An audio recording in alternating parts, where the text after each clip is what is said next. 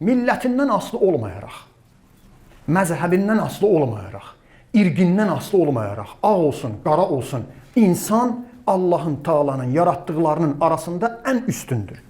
Bizim dinimizdə insana çox böyük hörmətlə yanaşır. Bəli. Quran-ı Kərimdən 2 ayəni deməklə istədiyimi sizə çatdırmaq istəyirəm. 1. Allah Taala Quran-ı Kərimdə İsra surəsinin 70-ci ayəsində buyurur: "Və laqad karramna bani Adəm." Biz Adəm övladını, insanı üstün etdik, kəramətli etdik. Sonra görün nə deyir? "Və faddalnahum ala kəsirin mimmen xalaqna tafdila." Onu yarattıqlarımızın çoxuna üstün qərar verdik. Allah Teala buyurur ki, yarattıqlarımın ən üstünü kimdir? İnsandır.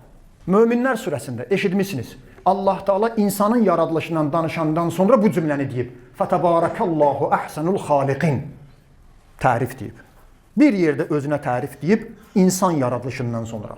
Tez-tez eşitmisiniz.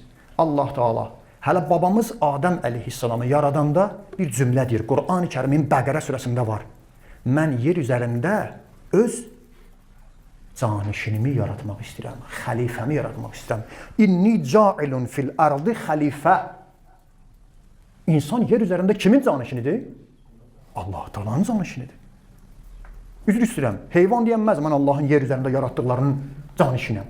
İnsan o qədər üstündür ki, Allah Taala'nın yer üzərində xəlifəsidir. Ona görə qardaşlarım, bu insanlığımızın dəyərini bilək, fərq qoymayaq.